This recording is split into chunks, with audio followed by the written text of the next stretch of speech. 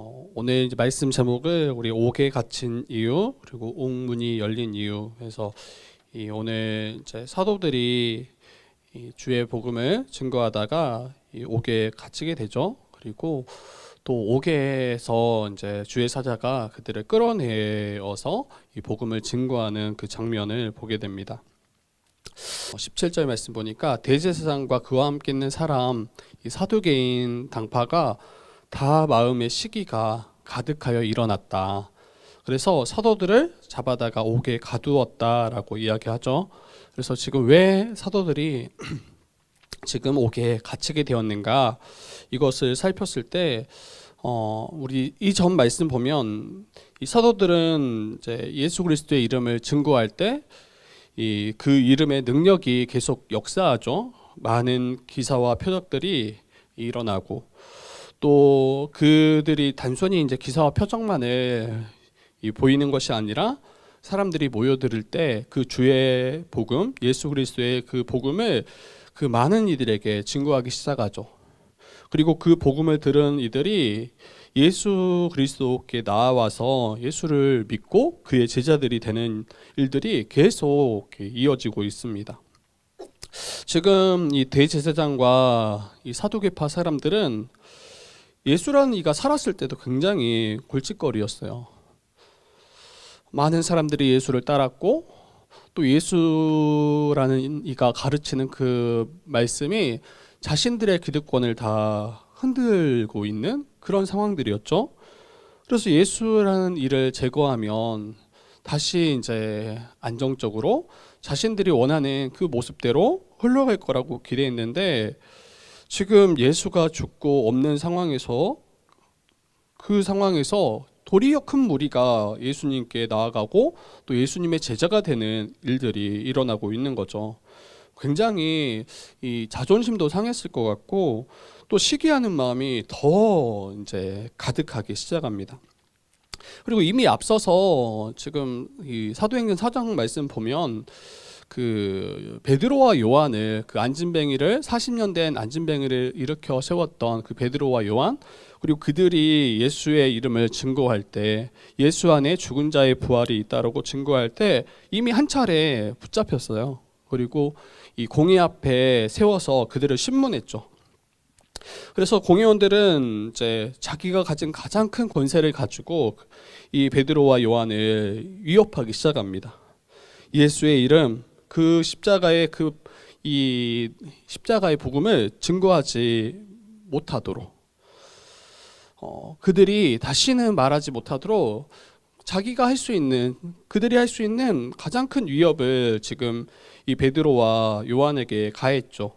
그런데 결과가 어떻게 되었습니까? 세상의 권세가 정말 강하다 할지라도 아무리 그들을 위협하고 그들을 두렵게 한다 할지라도 예수 그리스도의 그 복음이 증거되어지고 또 확장되어지는 일에 이게 결코 막아설 수 없었습니다. 교회들은 도리어 그 핍박을 당할 때 더 한마음 한뜻 되어서 정말 주를 위해 또 교회를 위해 살아가는 삶을 힘썼죠. 그리고 주의 복음을 계속 증거하기 시작했어요. 그리고 복음이 선포되어질 때 하나님 나라가 임했음을 밝히 드러내주는 놀라운 이적과 표적들도 계속 잇따랐습니다. 그래서 여러분 복음은 결단코 갇히지 않아요. 아무리 세상이 이 복음을 막으려 하고 또 이 복음이 확장되는 것을 가두려고 하지만 이 아무리 강한 권세가 교회와 복음을 가두려 한다 할지라도 복음은 이제 생명력이 있기 때문에 복음 자체가 너무 놀랍고 강하기 때문에 결코 갇히지 않고 계속해서 이 생명을 낳는 일, 생명을 살리는 놀라운 사역들을 감당하는 것을 보게 되죠. 다시 우리 한번 생각해 봤으면 좋겠어요. 왜 사도들이 옥에 갇혔는가? 위협에도 불구하고 왜 그들은 계속해서 예수 그리스도의 복음을 전파했는가? 왜 그들은 가르쳤는가?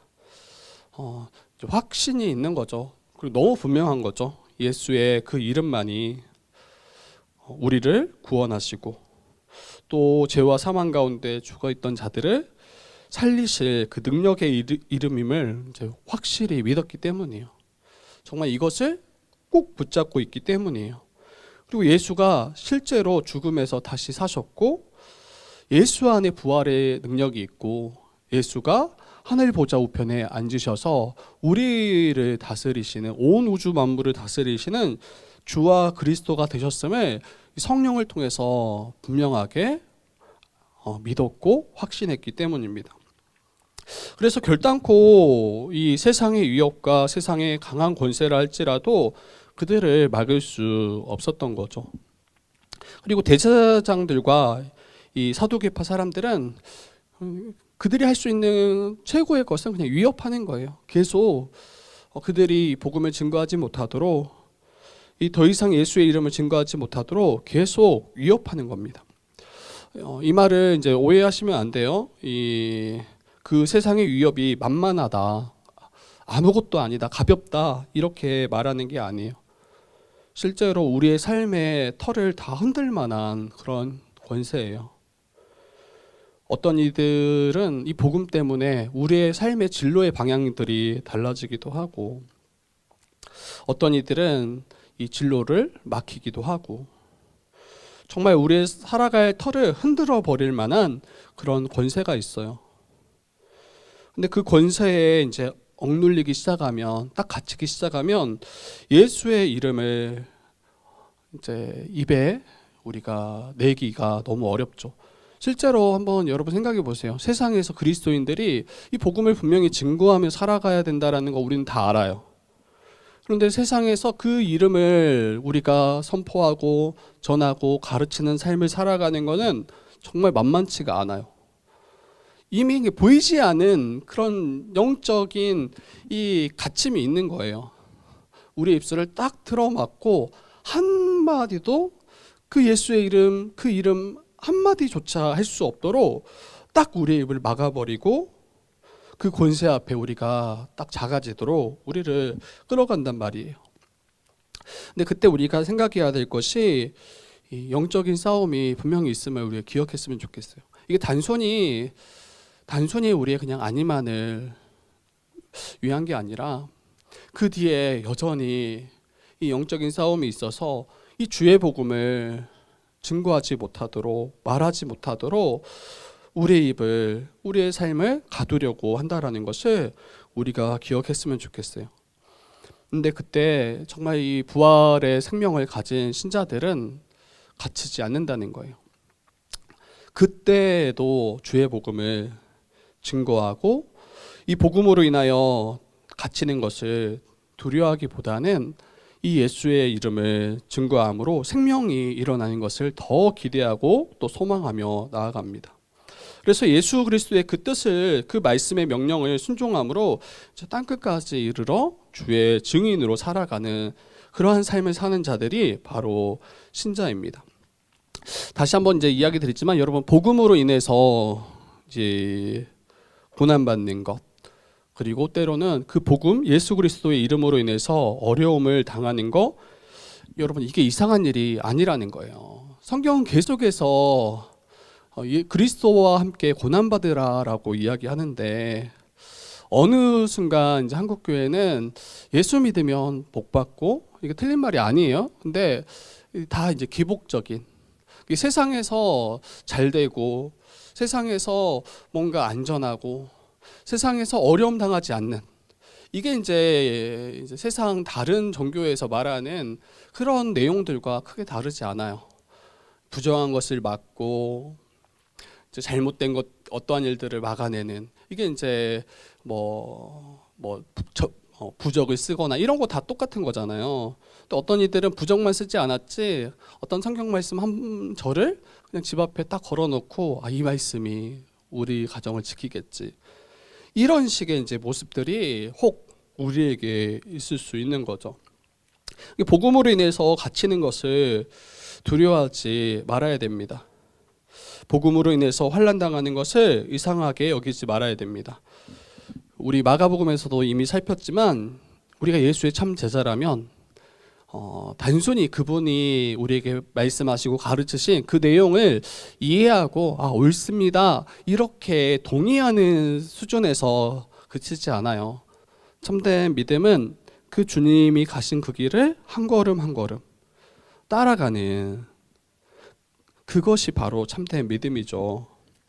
그래서 주님 걸어가신 길을 걸어갈 때 주님이 이미 앞서 걸어가신 그 길은 십자가의 길이요, 고난의 길이요, 또 그 이후에 영광의, 부활의 영광의 길임을 우리가 다시 잊지 않았으면 좋겠어요. 그리고 세상은 우리가 예수의 이름을 증거할 때, 예수의 부활을 증거할 때 분명히 위협하려 할 거예요. 가두려 할 거예요.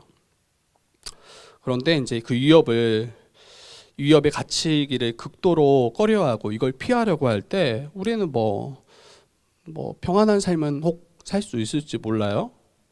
그런데 그 복음의 능력은 우리가 경험할 수 없겠죠. 그래서 예수를 잘 믿으면 있던 어려움이 사라져야 한다. 복음과 예수 그리스도를 믿으면 고난당하고 핍박당하는 것이 없어져야 된다. 이런 식으로 여기지 않았으면 좋겠고, 정말 이제 예수로 인해서 우리에게 이 고난이 있는가? 그리고 우리가 속한 세상은 여러분 이미와 아직에 속했다라는 것도 우리가 잊지 않았으면 좋겠어요. 그러니까 예수 그리스도께서 이미 십자가로 하나님 나라를 이 땅 가운데 가지고 오셨죠. 그래서 승리하셨어요. 그런데 주님 다시 오시기까지, 다시 이 땅 가운데 재림하시기까지 여전히 악한 자들, 여전히 사단의 권세, 그 공중의 권세 잡은 사단이 강하다라는 거예요. 그래서 믿는 신자들을 흔들 뿐 아니라 믿지 않는 자들이 이 주의 복음을 듣지 못하도록 계속 이 복음을 막고 더 이상 복음이 증거되지 않도록 일들을 가장 최선으로 막아내는 일을 지금 악한 자들 또 사단이 이 일들을 하고 있음을 우리가 기억했으면 좋겠어요. 그리고 우리가 정말 생명의 주를 가졌더라면, 그 생명이신 주님께서 저와 여러분들을 살리셨음을 우리가 믿는더라면 어찌 이 놀라운 은혜를 우리가 받았음에도 불구하고, 여러분 한번 생각해 보세요. 여러분들이 혹시 엊그저께 큰 사고를 혹시 당할 뻔했는데 누군가 여러분을 그 사고로부터, 위협으로부터 건져냈더라면, 그러면 우리 함께 만났을 때 그때 우리 잠잠하겠냐고요? 아무 일 없었던 것처럼. 아마 진짜 정말 큰일 날 뻔했다고, 정말 큰일 날 뻔했다고, 그러면서 나를 돕고 나를 그 위협에서 건져준 누군가 있더라면 그 사람 때문에 살았다고, 이렇게 우리가 말하지 않을 수 없죠. 그래서 우리는 예수 그리스도를 우리가 정말 증거하며 살아가고 있는 그 삶을 우리의 일상에서, 우리의 삶의 자리에서 감당하고 있는지 우리가 다시 돌아봤으면 좋겠어요. 그래서 옥에 갇힌 것도 우리의 복음이었으면 좋겠어요. 그러니까 우리가 그릇되고 우리가 어리석고 우리가 무지해서 우리의 어떤 잘못으로 옥에 갇힌 거 말고, 정말 내가 어떤 어려움 가운데 또 어떤 여러 가지 정말 우리를 어렵게 하는 그 삶에 딱 갇혔는데 그게 정말 복음 때문이었더라면 여러분 괜찮다라는 거예요. 복음으로 인해서 뭔가 큰 유익을 못 누리는 거, 이거 괜찮다라는 거예요. 그런데 이제 그게 아닌 내 욕심 때문에 어려움 당하고 내 정욕 때문에 어려움 당하고 이런 거면 그거는 이제 복음으로 인한 고난이 아니겠죠. 그리고 오늘 이제 말씀 더 보니까 이 19절, 바로 옥에 가두었더니 하는데 19절 보니까 주의 사자가 바로 그날 밤에 찾아와요. 주의 사자가. 그리고 밤에 옥문을 열고 끌어내었더라 라고 이야기해요. 그리고 말씀하죠. 가서, 이렇게 이야기하죠. 가서 성전에 서서 이 생명의 말씀을 다 백성에게 말하라. 이 지금 옥에 갇혔던 사도들을 즉시로 주의 사자가 그날 밤에 찾아와서 사도들을 끌어냅니다. 우리 여기만 봤을 때는 굉장히 감동이 있어요. 역시 우리 하나님은 우리를 이 어려움에 방치하지 않고 우리를 건져내시는 분이시다. 물론 충분히 우리가 그렇게 고백하고 그러한 하나님 맞습니다. 그런데 단순히 우리를 그 위협으로부터 건져내는 것이 이 하나님의 원함, 하나님의 뜻이 아니에요. 옥에 갇힌 사도들을 이 세상의 위협으로부터 건져내는 것이 주된 목적이라면 어떻게 그 다음이 흘러가야 되겠습니까? 이 옥에서 끌어낸 사도들에게 이 주의 사자가 이야기하겠죠. 대적들을 피해서 얼른 도망쳐라. 도피해라. 그리고 그들이 찾을 수 없는 곳으로 숨어들어라. 이렇게 이제 권면하고 그들을 보내겠죠. 그런데 내용을 보니까 어때요? 가서 성전에 서서 이 생명의 말씀을 다 백성에게 말하라 하라고 이야기해요. 근데 장소가 어디냐면 성전. 근데 성전은 어떤 곳입니까? 여러분, 이 사도들을 잡았던 대제사장과 사두개인들의 그들의 활동하는 터전이에요. 그러니까 지금 아직 해가 뜨기 전인데 해만 뜨면 제사장들이 다 출근할 거 아니에요. 그리고 그 사두개인들이 그 성전에 이제 한 명씩 들어올 거 아니에요. 그러면 곧 눈에 띌 것이고 다시 옥에 갇힐 일이 눈에 뻔한 그 모습들인데 주의 사자는 성전으로 가라라고 이야기해요. 그리고 성전에 가서 무엇을 명하냐면 이 생명의 말씀 다 백성에게 말하라라고 이야기합니다. 지금 이 새벽인데 아직 해가 뜨기 전이에요. 근데 이제 생각해 봤어요. 이 새벽에 누가 있나? 근데 거기서 지금 가르치고 있다고 하니까 누구에게 가르친가 생각했는데, 여러분 유대인들은 하루 3번 기도하는 그 정한 시간이 있는데 그 한 시간이 새벽이에요. 새벽 6시쯤. 그래서 아마 많은 사람들이 성전에 나와서 이 기도하기 위해서 나왔을 거고, 사도들은 그 성전에서 이 생명의 말씀을 하나도 빠짐없이 하나하나 다 선포하기 시작했습니다. 그렇죠. 어느 하나도 이 옥에서 풀려나와서 자기 집으로 도피하거나 더 안전한 곳을 찾아서 떠나지 않았어요. 사도들 모두가 곧장 성전으로 들어가서 이 예수 그리스도의 이 말씀, 이 복음을 증거하기 시작했습니다. 그러니까 주의 사자가 이 사도들을 옥에서 끌어내어서 건지신 목적이 무엇인가 잊지 않았으면 좋겠어요.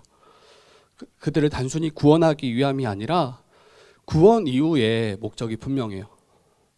예수 그리스도, 너희를 살린 그 예수 그리스도의 복음을 증거하라, 가르쳐라. 그래서 수많은 자들이 그 복음을 듣게 하고 그들 또한 이 생명을 얻게 하라. 이게 바로 이 사도들을 옥에서 끌어내신 이유요 목적입니다.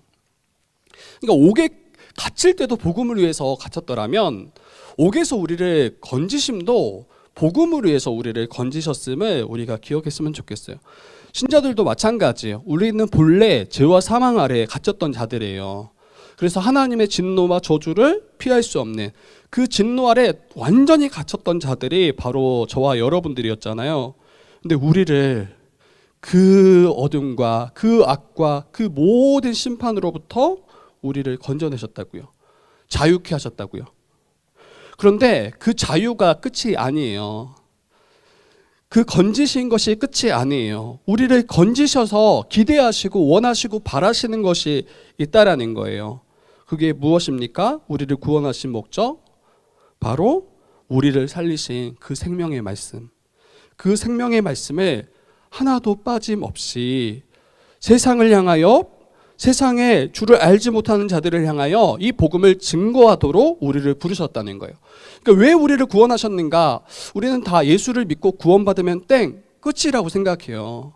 그런데 성경은 우리를 구원하신 이유가 너무 분명하다. 구약에서는 하나님을 찬송하도록 우리를 구원하셨다 이렇게 이야기할 뿐 아니라 신약에서는 그 예수 그리스도의 그 복음을 증거하도록 우리를 부르셨음을 성경은 계속해서 이야기합니다. 그래서 여러분, 우리가 당면한 어려움들 있을 거예요. 우리를 가두려 하고 우리를 에워싼 어려움들 분명히 있을 거예요. 그리고 아마 저와 여러분들은 그 어려운 가운데 우리를 건져 주시기를 간구할 겁니다. 그런데 하나님께서 우리를 가둔 그 어려움으로부터 혹 건져 주실 때 우리는 쉽게 그냥 구원받았으니까, 그 어려움이 지나갔으니까 거기에 딱 머무르고 그 감사에 혹 그쳐 있는 건 아닌지, 구원하신 그 목적을 잃어버린 채 여전히 또 나의 아니만을, 또 여전히 또 다른 문제로 인해서 그 문제에서 나를 건져주시기만을 간구하는 모습이라면 우리를 구원하신 그 은혜를, 그 목적을 또 이제 붙잡지 못하는 거죠. 알지 못하는 거죠. 다시 한번 우리는 질문했으면 좋겠어요. 나를 구원하신 그 주님의 그 목적, 그 뜻이 무엇인가? 나를 살리신 그 주님의 그 뜻이 무엇인가? 여러분, 정말 우리가 생명을 얻은 자라면, 그리고 우리가 예수로 말미암아 이 생명을 얻어서 이 생명으로 인해 하나님 나라를 누리는 자라면 어때요? 다른 자들이, 여전히 이 복음 앞에 서 있지 않은 다른 모든 자들이 이 주의 복음을 듣도록, 우리를 통해서 증거하도록 저와 여러분들을, 우리 주의 뜻교회를 부르셨음을 잊지 말아야 합니다. 계속 이야기하지만 영적 싸움이 분명히 있어요. 그리고 여전히 우리 눈앞에 우리를 가두는 그런 것은 없다 할지라도 우리 각 개인의 그러한 영적인 우리의 것을 딱 억누르고 갇히기 위해서 그 주의 이름을 증거하지 못하고 선포하지 못하고 우리가 알리지 못한다면 이미 지금 갇혀 있는 모습 아닌가? 그리고 여전히 나의 아니만을 위하고 여기에 머무르는 것 아닌가? 그리고 또 다른 어려움들을 마주했을 때 이것으로 인하여 주님을 불평하고 또 원망하고 있는 모습은 아닌가? 우리가 한번 다시 돌아봤으면 좋겠습니다. 여러분, 이제 해 뜰 무렵에 대제사장과 그와 함께 있는 사람들이 옥에 갇힌 이 사도들을 불러다가 신문하려고 다시 이제 이 부하들을 보내죠. 그런데 가서 보니까 사도들이 없는 거죠. 우리는 어디 있는 줄 알죠. 지금 성전에서 열심히 주의 복음 증거하고 있는 모습을 우리가 이미 살폈는데, 지금 대제사장과 그 사두개인들은 지금 그들이 옥에 갇혀 있다라고 여전히 알고 있고 그들을 잡아오라고 이야기합니다. 근데 가서 보니까 지금 아무도 없고, 그리고 분명히 보니까 옥은 든든해. 여전히 잠겨 있고, 그리고 지키는 사람들도 문 앞에 서서 있는데 그 안에는 없는 거예요. 이 과정은 여러분들에게 상상에 맡기겠어요. 어떻게 이런 일들이, 지금 문도 잠겨 있고 지금 앞에 든든하게 서 있는 사람들도 이 간수들이겠죠. 간수들도 있는데 이제 하나님의 방법에 하시겠죠. 그거는 여러 방법들이 있을 수 있어서 제가 굳이 그거 하나하나 이랬지 않았겠냐, 이런 거는 그거 별 의미는 없을 것 같아요. 우리 지역 모임 하시면서 한번 여러 한번 의견들을 한번 주시면 좋을 것 같고, 근데 굉장히 당황스러울 수밖에 없는 것 같아요. 그리고 24절 보니까 성전 맡은 자와 제사장들이 이 말을 듣고 의혹하여, 여기 의혹하다라는 말은 굉장히 당황했다라는 말이에요. 이 일이 어찌 될까? 이게 지금 어떻게 앞으로 진행될지 지금 굉장히 당황하는 모습입니다. 이제 그때 한 사람이 와서 알리는데 뭐라고 말합니까? 옥에 가두었던 사람들이, 그 사도들이 성전에 서서 백성을 가르치더이다라고 이야기해요.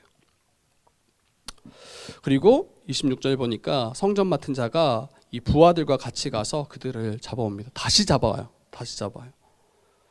근데 강제로 못 하는데 백성들이 돌로 칠까 봐 두려워하는 거죠. 여러분, 여기 대조가 있는 것 같아요.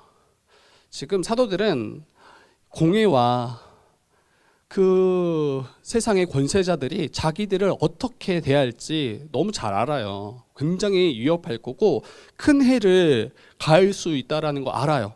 그런데 그들에게는 두려움이 없어요.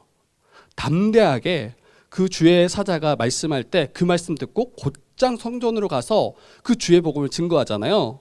근데 세상의 권세자들은 어떠하냐면 백성들을 의식하기 시작해요. 그렇죠? 그러면서 강제로 하지 못하는데 백성들이 혹시 돌로 칠까 봐. 그러니까 여전히 여론을 더 의식하고 여전히 사람들을 의식하고 사람들이 어떻게 나를 볼까? 사람들이 지금 우리에게 뭔가 같이 함께 동조할 만한 분위기가 아니야. 이러면 여지없이 타협하고 그걸 적당한 선에서 이 일들을 해결하려고 노력하는 게 이게 세상의 방식이에요. 이게 세상의 정치예요. 아무리 그릇되다라고 생각해도 옳지 않다고 생각해도 이 여론이 그와 반대대로 움직이면 정치인들은 그 여론을 따라갑니다. 그렇죠, 그렇죠. 그런데 세상의 이 권세자들도 똑같다라는 거예요. 그들이 두려워하는 것은 이 숫자예요, 숫자. 많은 이들이 거기에 힘을 실어주면 그것을 따라가고 그것을 옳다고 이야기하고. 그런데 믿는 신자들은 어떠한 자들입니까? 세상을 두려워하기보다 그 많은 수를 의식하기보다 하나님이 이것을 기뻐하시는가, 이게 하나님의 뜻인가, 이게 분명하면 다른 것을 계산하지 않아요. 그리고 그 주의 말씀을 따라서 곧장 그 말씀을 따라 순종하는 삶을 살아갑니다. 이제 그들을 끌어다가 공회 앞에 세워서 대제사장이 묻습니다. 28절 보니까 우리 한번 28절 한번 같이 읽어볼까요? 28절 같이 한번 읽어봅시다. 같이 시작. 이르되 우리가 이 이름으로 사람을 가르치지 말라고 언금하였으되 너희가 너희 가르침을 예루살렘에 가득하게 하니 이 사람의 피를 우리에게로 돌리고자 함이로다. 그렇죠. 지금 대제사장이 따지는 거예요. 이미 너희들 앞서서 너희 공회 앞에 세웠을 때 언금하지 않았냐, 엄하게 금하지 않았냐. 예수의 이름으로 사람들을 가르치지 말라, 그 이름을 언급하지도 말라, 이렇게 분명히 언금했는데, 엄하게 금했는데 너희가 어찌 너희 가르침을, 그 예수 그리스도의 복음을 예루살렘에 가득하게 하냐. 너 지금 예수의 피를 우리에게로 그 책임을 다 떠넘기려고 하는 거 아니냐. 백성들로 하여금 여론을 형성해서 그 책임을 우리에게 지금 물으려고 하는 거 아니냐, 이렇게 지금 묻죠. 그때 베드로가 답합니다. 사도들이 사람보다 하나님께 순종하는 것이 마땅하다. 그리고 베드로와 이 요한은 그때 이전에 공회에 사로잡혔을 때 그들의 위협에 굴복하지 않았어요. 가르치지 말라, 그 이름을 증거하지 말라 할 때 적당히 타협하면서 이번에 한번 잘 봐줘서 감사하다고, 그러면서 다시는 그 이름은 증거하지 않겠다, 이렇게 말하고 나가서 다시 증거한 게 아니에요. 그 자리에서도, 이전에 공회 앞에 섰던 그 자리에서도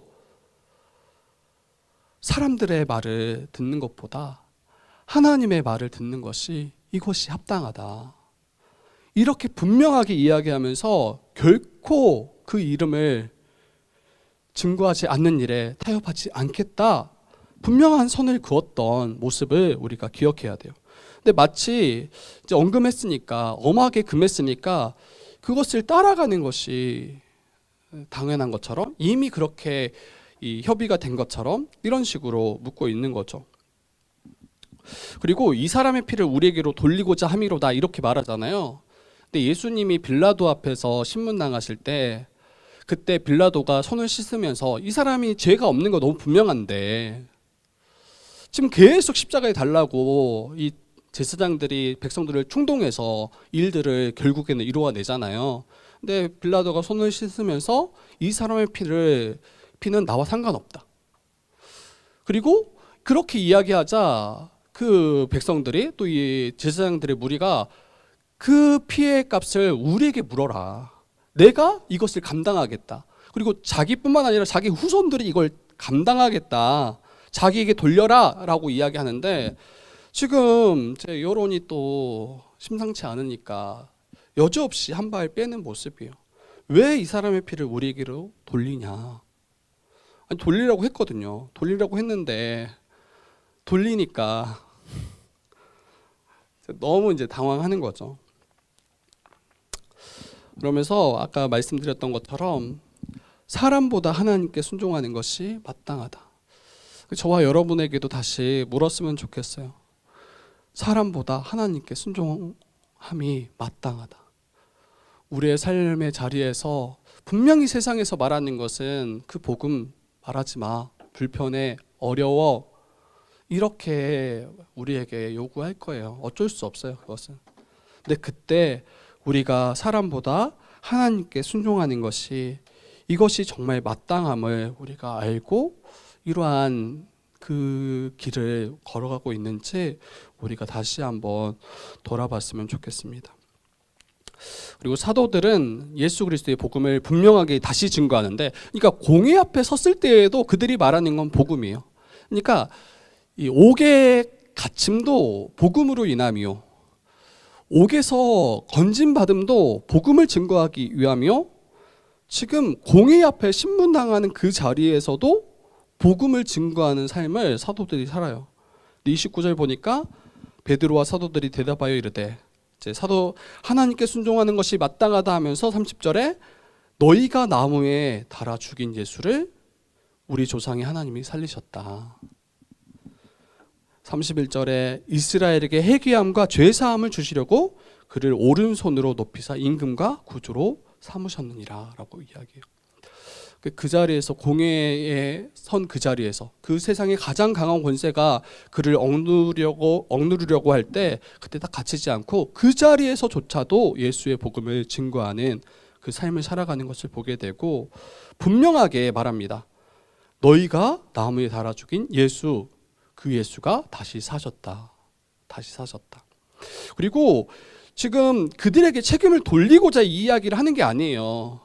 너희들 이제 큰일 났어, 너희들 이제 이거 심판 받을 거야, 단순히 그 이야기 하려는 것이 아니라 지금 31절 말씀처럼 이스라엘에게 회개함과 죄사함을 주기 위함이에요. 그들이 돌이키도록 하기 위해서는 그들이 무엇이 죄인지, 무엇이 하나님 앞에 범죄함인지 이것을 분명하게 알아야 되잖아요. 우리로서는 할 수 없기 때문에 그의 아들 예수를 보내셨는데, 그래서 우리를 대신해서 모든 죄와 그 형벌을 담당하셨는데, 근데 그 예수마저 너희들이 못 박지 않았냐. 이게 지금 사도들이 공회 앞에서 선포하는 내용입니다. 그리고 이것이 그들을 멸망하게 하고 그들을 가두게 하려는 것이 아니라 회개하라, 회개함으로 이 죄사함을 받으라. 그래서 예수를 우리의 주와 임금으로 삼으라 라고 그들에게 어찌 보면 권면하고 회개를 촉구하는 이야기입니다. 32절 보니까 이렇게 말씀해요. 우리는 이 일의 증인이요, 하나님이 자기에게 순종하는 사람들에게 주신 성령도 그러하다라고 이야기합니다. 다시 이제 말씀 마칠 텐데, 우리 왜 우리는 이 세상의 위협과 핍박 속에서도 이거 피하려고 막 발부동 치는 자들이 신자가 아니에요. 도리어 복음으로 인하여 세상에 갇히는 것을 당연하게 여기고, 또 그 어려움에서 우리를 건져내셨더라면 그 어려움을 건져낸 그 자리에서 또 복음을 증거하고, 왜 우리는 이 예수의 이름을 증거해야 됩니까? 다른 길이 없기 때문이다. 이미 앞에서 이야기했던 것처럼. 그리고 예수의 이름만이 우리를 죄에서 건지시고 하나님의 백성 되게 하셔서 하나님 나라를 누릴 수 있기 때문이다. 이걸 확신해야 복음을 증거할 수 있을 것 같아요. 안 그러면 이제 약간 비굴해져요. 복음을 증거하는데도 뭔가 비굴해져. 가장 귀한 것을, 가장 좋은 것을 주는데도 괜히 미안해. 듣고 싶지 않은데 그냥 좀 듣고 싶지 않은 것도 듣게끔 하는 것도 좀 미안하고, 그렇지 않나요? 괜히 좀 마음 상하게 하고 기분 상하게 하면 어떠한가, 이런 게 또 불편하고. 그러니까 이게 여러분 다시 이야기했지만 영적인 싸움이에요. 이거를 그냥 어떤 인간적인 그런 어떤 우리의 예의, 이런 식의 관점으로 접근하기 시작하면 저희들은 복음 증거할 수 없어요. 그렇지 않을까요? 뻔히 불편할 거 알고 뻔히 이걸로 마음 상할 수도 있겠다라는 거 다 알아. 그러면 우리는 계속 우리의 입을 닫아야 되겠죠. 그럴 수밖에 없을 것 같아요. 그런데 이게 정말 예수 그리스도의 그 복음이 생명의 능력이고 그들이 처한 상황이 정말 죄와 사망 가운데 가장 비참한 삶을 살고 있고 또 살아갈 수밖에 없다라는 것을 우리가 안더라면 이제 거기에 더 이상 머무르지 않아야 됩니다. 이 복음을 증거할 수 있어야 되고 실제로 증거해야 합니다. 그리고 이 땅에서 안위만을 우리가 간구하지 않았으면 좋겠어요. 그리고 이 땅에서의 어려움으로부터 건짐받은 것만을 우리가 간구하지 않았으면 좋겠고 우리의 안위보다 더 중요한 것은 예수의 복음이 막히지 않아야 된다. 그 복음이 계속 흘러가야 되고 그 복음을 듣지 못한 자들이 이 복음을 들음으로 생명이 일어나야 된다. 그래서 신자는 주와 그리스도를 위해서 복음을 위해서 갇힐 수 있고 또 세상의 권세에 서는 것을 두려워하기보다는 하나님의 말씀에 순종하는 것이 마땅하다. 그리고 하나님이 어떤 분인가 다시 기억했으면 좋겠어요. 세상은 우리의 생명을 취할 수 있어요. 그만한 권세를 가졌는데 우리 하나님은 우리의 생명을 취할 뿐 아니라 우리의 영혼까지 멸하실 수 있는 분이 하나님이심을, 훨씬 높은 권세자가 하나님이심을 우리가 잊지 말아야 돼요. 계속 우리는 세상과 하나님과 우리가 비교할 때 마치 세상이 더 강한 것처럼 세상이 더 권세가 있는 것처럼 우리의 삶을 쥐락펴락하고 우리를 마음대로 할 수 있는 것처럼 여기지만 실제로는 하나님이 훨씬 강하시고 훨씬 크신 권세를 가지고 우리의 삶을 이끄신다라는 것을 우리가 잊지 않았으면 좋겠습니다. 그리고 교회가 정말 중요해요. 저는 사도들이 이렇게까지 담대할 수 있는 것은 물론 성령을 받았기 때문이고 성령으로 말미암아 이 주의 복음을 증거하는 것도 있지만 실제로 성령 받은 자들이 함께 살아가는 그 교회의 이 공동체의 삶, 정말 하나님 나라가 임했음을 서로를 통해서 한 몸 한 가족으로 살아가는 그 삶을 통해서 그들은 정말 부정할 수 없었던 거예요. 그리고 주님 다시 오실 때 완성될 그 하나님 나라를 정말 소망하고 믿었기 때문입니다. 그래서 혹시 여전히 세상보다 조금 더 나은 그러한 어떤 공동체를 바라고 혹시 교회에 머물러 있진 않은지, 세상에 정말 좋은 여러 공동체들이 있을 거 아니에요. 굉장히 멤버십이 굉장히 또 분명하고 막 연회비 막 굉장히 비싸고 거기 가면 뭔가 약간 좀 혜택이 크고 약간 이런 식의 모습으로 혹시 교회를 여기고 있더라면 헌금을 이제 멤버십 그 회비 정도로 혹시 생각하고, 그래서 세상이 줄 수 없는 뭔가 어떤 특별한 혜택을 얻기 위한 통로로 혹시 여기고 있더라면 우리가 착각한 거예요.